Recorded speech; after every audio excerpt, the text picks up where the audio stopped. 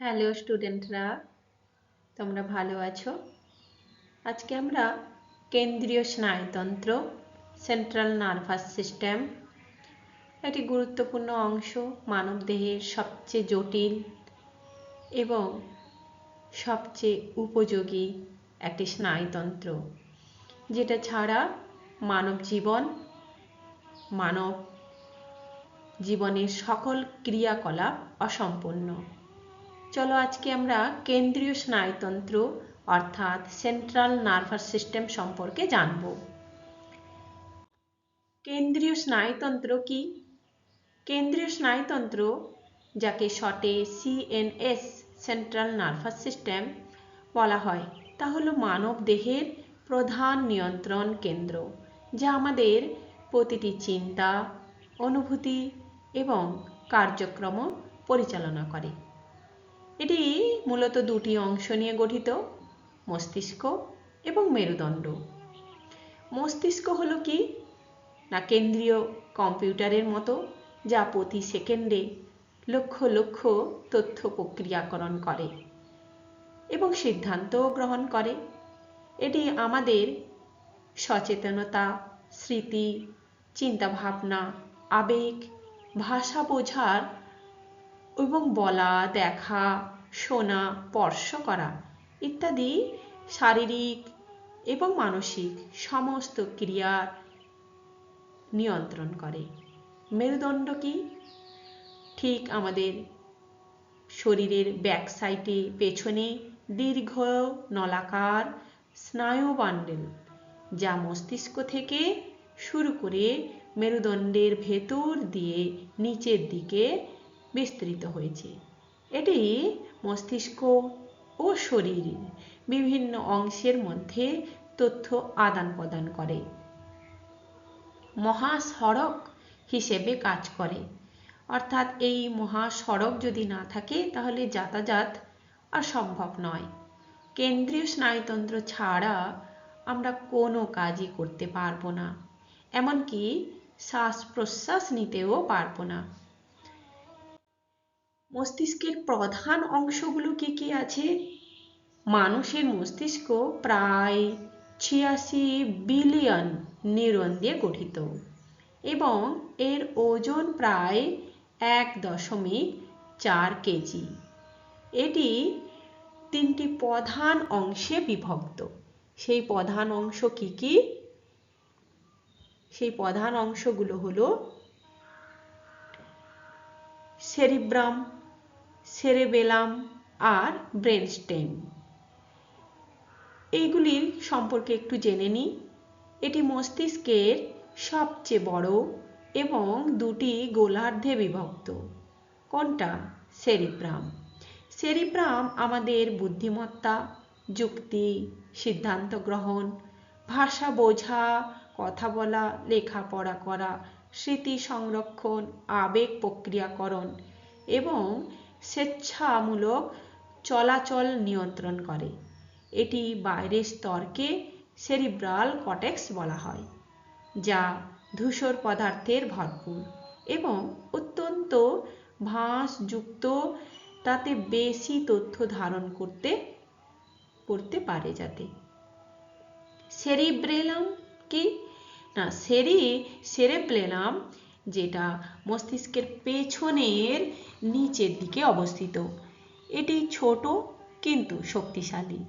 অংশটি আমাদের শারীরিক সমন্বয়ের জন্য অত্যন্ত গুরুত্বপূর্ণ।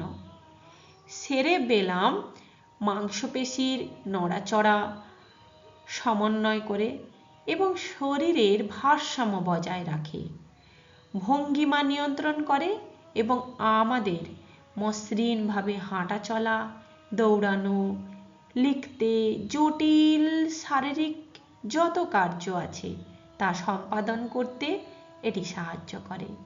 এটি মোটর শিক্ষা এবং অভ্যাসের মাধ্যমে এর দক্ষতা অনেক বেশি বৃদ্ধি পায়। সেরেবেলাম সম্পর্কে আমরা জানলাম। ব্রেনস্টেম কি? মস্তিষ্কের মেরুদণ্ডের সাথে সংযোগকারী এই অংশটি আমাদের বাঁচার জন্য অপরিহার্য স্বয়ংক্রিয় ক্রিয়াশীল নিয়ন্ত্রণ একটি অংশ। এটি শ্বাস প্রশ্বাস, হৃদস্পন্দন, বায়ুচাপ, রক্তচাপ, ঘুমের জাগরণ চক্র এবং আমাদের শারীরিক যে খাবার খাওয়া বিভিন্ন মৌলিক কাজগুলো করে থাকে। Brain stem, mid brain, pons, medulla আর অবলঙ্গাটা এই তিনটি অংশে বিভক্ত। এটি ক্ষতিগ্রস্ত হলে মারাত্মক পরিণতি হতে পারে। তাহলে আমরা ব্রেনের প্রধান অংশগুলো সম্পর্কে আজকে জানলাম। মেরুদণ্ড কি কাজ করে? মেরুদণ্ড বা স্পাইনাল কর্ড হলো প্রায় 45 সেন্টিমিটার দীর্ঘ একটি নলাকার স্নায়ু কাঠামো, যা মস্তিষ্কের ব্রেনস্টেম থেকে শুরু হয়ে কটিদেশীয় মেরুদণ্ড পর্যন্ত বিস্তৃত। এটি মেরুদণ্ডের হাড়ের মধ্যে সুরক্ষিত থাকে এবং লক্ষ লক্ষ স্নায়ুতন্ত্র দিয়ে গঠিত। মেরুদণ্ডের কাজ হল মস্তিষ্ক এবং শরীরের বাকি অংশের মধ্যে দ্বিমুখী যোগাযোগ স্থাপন করা। সংবেদী স্নায়ুগুলো ত্বক, পেশি এবং অঙ্গগুলো থেকে তথ্য সংগ্রহ করে মস্তিষ্কে পাঠায়, যেমন স্পর্শ, ব্যথা, তাপমাত্রা, চাপ এবং অবস্থান সম্পর্কিত তথ্য।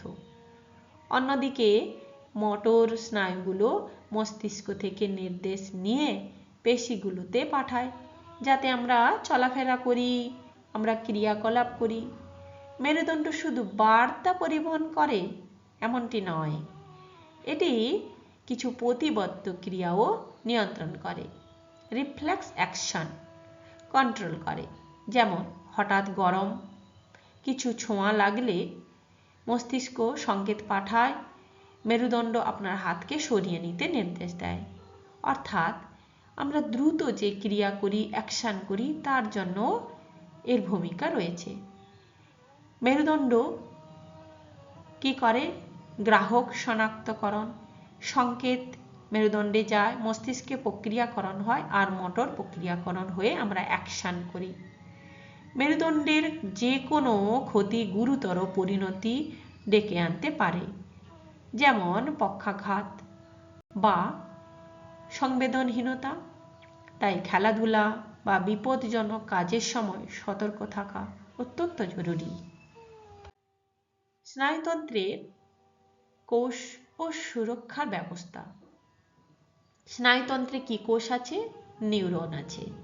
নিউরন হলো স্নায়ুতন্ত্রের মৌলিক কার্যকরী একক এবং বিশেষায়িত কোষ, যা বৈদ্যুতিক ও রাসায়নিক সংকেতের মাধ্যমে তথ্য প্রেরণ করে।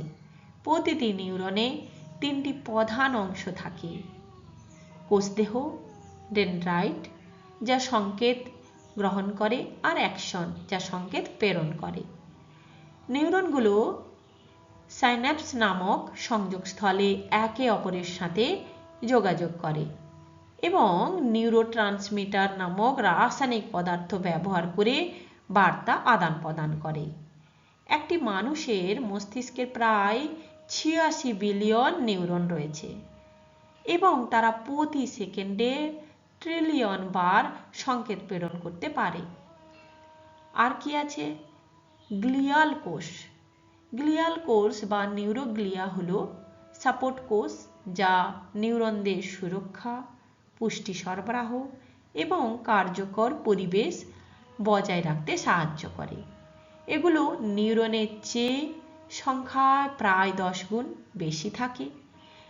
গ্লিয়াল কোষের বিভিন্ন প্রকার রয়েছে, যেমন অস্ট্রোসাইট কোষ, যেটা রক্ত ও মস্তিষ্কের বাধা তৈরি করে ক্ষতিকারক পদার্থ থেকে রক্ষা করে, আর অলিগোডেনড্রাইডোসাইট যেটা এবং সোয়ান কোষ, যেটা মায়েলিন সিদ তৈরি করে অ্যাকশনকে ইনসুলিন দেয় এবং সংকেত প্রেরণে দ্রুততর কাজ করে।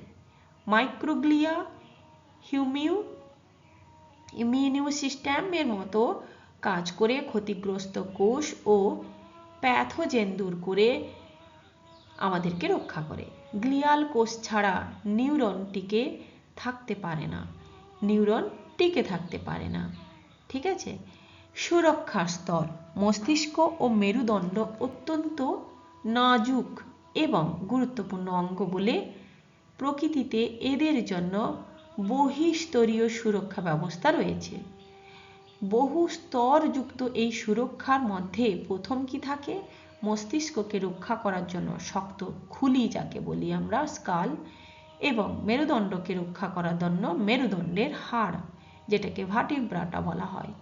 দ্বিতীয়, তিনটি পর্দা, যেরকম ম্যানিনজেস স্তর আছে, ডুরাম্যারেট, ম্যারাট আর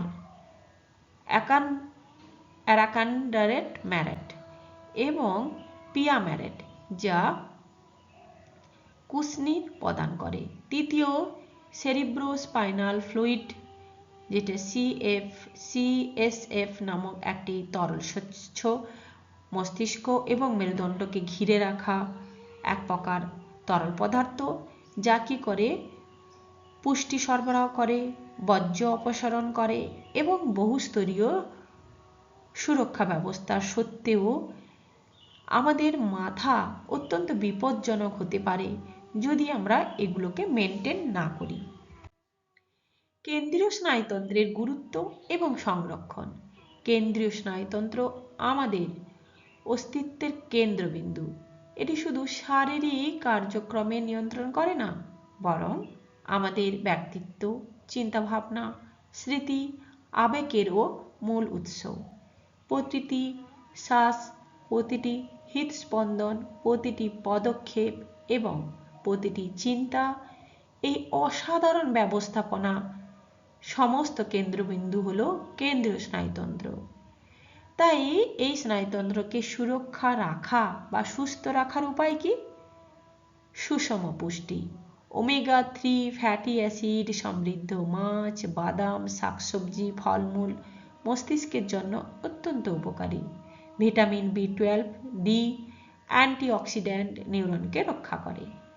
তাছাড়া পর্যাপ্ত ঘুম, প্রতিদিন 7 থেকে 9 ঘন্টা ঘুমের প্রয়োজন। ঘুমের সময় মস্তিষ্ক টক্সিন দূর করে এবং স্মৃতিকে সংহত করে। নিয়মিত ব্যায়াম, শারীরিক কার্যকলাপ মস্তিষ্কের রক্ত প্রবাহ বাড়ায়, নতুন নিউরন উৎপাদনে সাহায্য করে। মানসিক ব্যায়াম, পড়াশোনা, ধাঁধা সমাধান, নতুন দক্ষতা শেখা, স্ট্রেস ম্যানেজমেন্ট, দীর্ঘমেয়াদী মানসিক চাপ মস্তিষ্কের ক্ষতি করতে পারে। তাই ধ্যান, যোগব্যায়াম, শখের বিভিন্ন কাজও করা যা স্ট্রেস কমায়। সামাজিক মিথস্ক্রিয়া, বন্ধু পরিবারের সাথে সময় কাটানো মানসিক স্বাস্থ্যের জন্য একটি গুরুত্বপূর্ণ সমাধান।